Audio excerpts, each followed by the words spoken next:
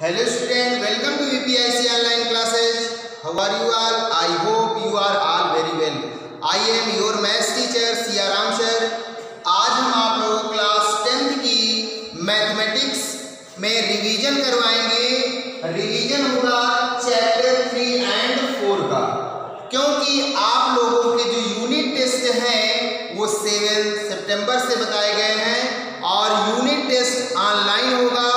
Online में जो भी क्वेश्चन आपसे पूछे जाएंगे वो सभी क्वेश्चन ऑब्जेक्टिव टाइप के होंगे, क्योंकि ऑनलाइन में ऑब्जेक्टिव टाइप ही आपसे टेस्ट कराया जा सकता है। ठीक है, तो इसलिए ध्यान रखना ये है कि ऑब्जेक्टिव टाइप जो मैथ में क्वेश्चन आएंगे उन क्वेश्चनों को जब तक हम लोग सॉल्व नहीं करेंगे तब तक आंसर हमें पता नहीं चलता है।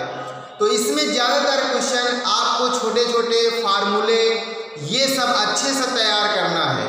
तो चलिए स्टार्ट करते हैं। चैप्टर 3 और 4 का हम रिवीजन कराएंगे।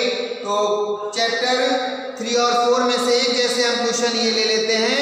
क्वेश्चन दिया गया है कि समीकरण x² + kx, यहाँ पहला है द्विघात समीकरण। द्विघात समीकरण x² + kx - 5/4 = 0 का एक मूल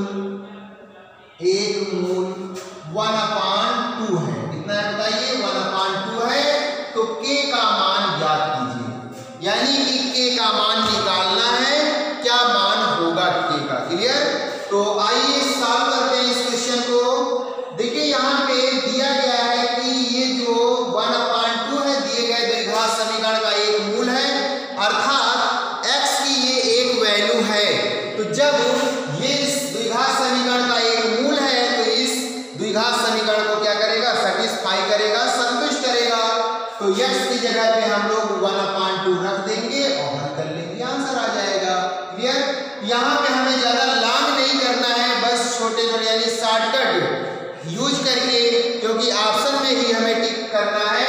तो चूंकि x बराबर 1/2 अर्थात इसका एक मूल है तो इस समीकरण को संतुष्ट करेगा, यहाँ पे रख दीजिए। तो यह आएगा 1/2 + k × 1/2 - 5/4 = 0। तो ये होगा 1/4 + 1/2 k - 5/4 = 0। क्लियर? इसके बाद इसको और सिंप्लीफाई करते 1/2 k और इन दोनों में 5/4 1/4 में एलसीएम लेंगे तो डिनोमिनेटर सेम ये आ जाएगा कितना? 4/4 = 0। 4 × 4 तो 1/2 k = 1। 2 डिवाइड है तो इधर राइट साइड मल्टीप्लाई, तो k की वैल्यू कितनी आ जाएगी? 2 आ जाएगी। यही हो जाएगा हमारा आंसर। चलिए इसके बाद में नेक्स्ट एक और क्वेश्चन ले लेते हैं। जैसे अगला क्वेश्चन दिया गया है, इसमें मूलों की प्रकृति बताना है। मान लीजिए x² + 4x - 6 = 0 के मूलों की प्रकृति है। के मूलों की प्रकृति है, यानी कि इसका नेचर हमें चेक करना है कि इस क्वाड्रेटिक इक्वेशन का क्या नेचर होगा। तो इसके लिए मैंने आप लोगों को बताया था फार्मूला डिस्क्रिमिनेंट, यानी विविधकर निकालिए। विविधकर d = फार्मूला होता है b² - 4ac। Discriminant d = b² - 4ac, ये फार्मूला होता है। और फिर इसमें मैंने इसके 3 पॉइंट बताया था। यानी कि यदि d is greater than d0, then तब समीकरण के मूल क्या होंगे? वास्तविक और डिस्टिंक्ट, यानी अलग अलग होंगे। वास्तविक और भिन्न भिन्न होंगे। इसके बाद में मैंने दूसरा पॉइंट बताया था, इफ d < 0, अगर d का मान 0 से छोटा है तो मूल क्या होंगे? काल्पनिक होंगे। और इसी में यदि d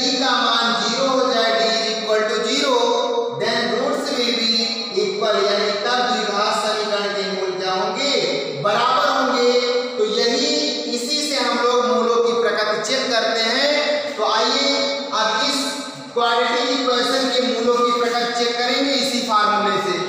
तो थोड़ा सा शॉर्टकट आप लोगों को यहाँ पे लगाना होगा। देखिए डिस्क्रिमिनेंट निकालना तो एबीसी, तो यहाँ पे द्विघात समीकरण के व्यापक समीकरण से तुलना कर लीजिए। तो तुलना करने पर ए की वैल्यू 1, बी की वैल्यू क्या आएगी 4 और सी की वैल्यू -6। तो विविधकर निकाल लीजिए। विविधकर देखिएगा क्या आता है इसका, विविधकर d = b² - 4ac। अब मान रखेंगे b का मान है 4, तो 4 का स्क्वायर 16 -4, a की जगह पे 1, c की जगह -6, तो 16 माइनस माइनस ये हो जाएगा प्लस, और 4 6 जा 24, दोनों को ऐड करेंगे तो ऐड करेंगे ये 40 आ जाएगा। अब देखिए यहाँ पे d का मान क्या आ रहा है, 0 से बड़ा आ रहा है, यानी ये वाली कंडीशन यहाँ पे फॉलो कर रहे हैं ना, यानी d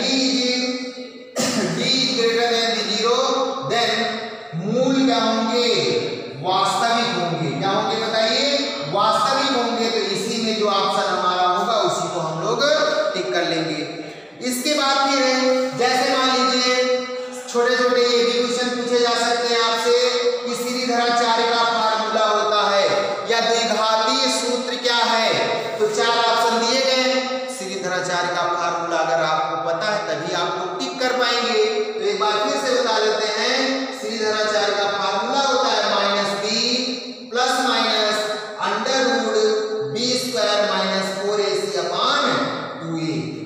ठीक है, ये बहुत ही इंपॉर्टेंट फार्मूला है क्वाड्रेटिक इक्वेशन में।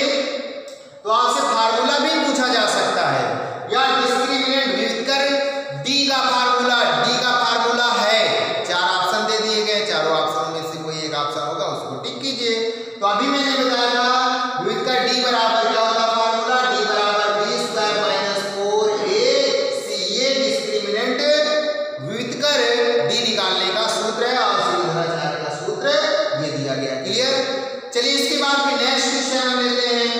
अगला क्वेश्चन ले लेते हैं दो चरों के रैखिक समीकरण, यानी कि तीसरे चैप्टर से। तीसरे चैप्टर में देखिए एक चीज और समझ लीजिए, मैंने आप लोगों को बताया था कि उसमें अगर मान लिया a1x + b1y + c1 = 0 और a2x + b2y + c2 = 0, ये दो चरों के रैखिक समीकरण हैं।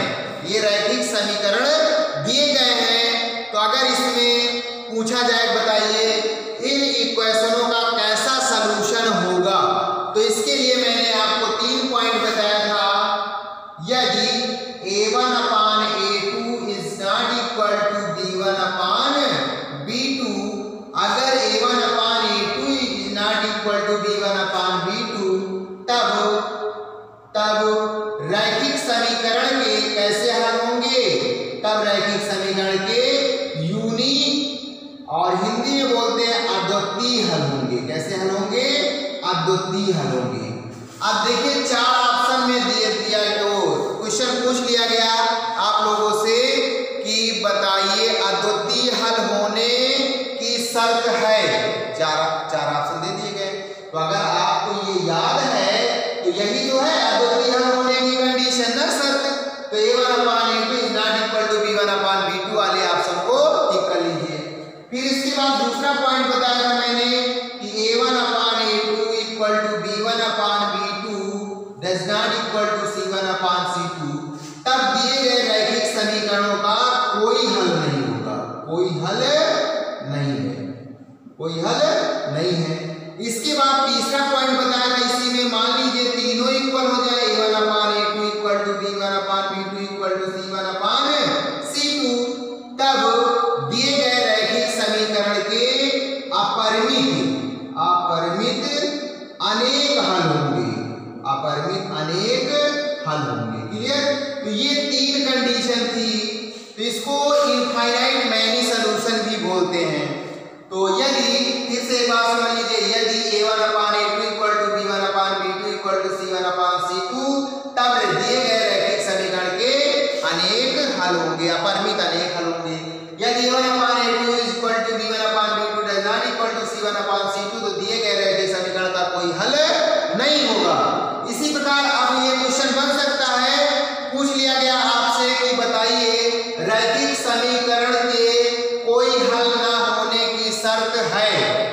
तो कौन सी शब्द होगी? इस वाले पे अगर इस टाइप से कहीं पे लिखा है 4 ऑप्शन में, उसी को आप लोग टिक मार दीजिए, वही हमारा राइट आंसर हो जाएगा, सही आंसर होगा। ठीक है, तो इस टाइप के क्वेश्चन यानी कि आपसे पूछे जा सकते हैं।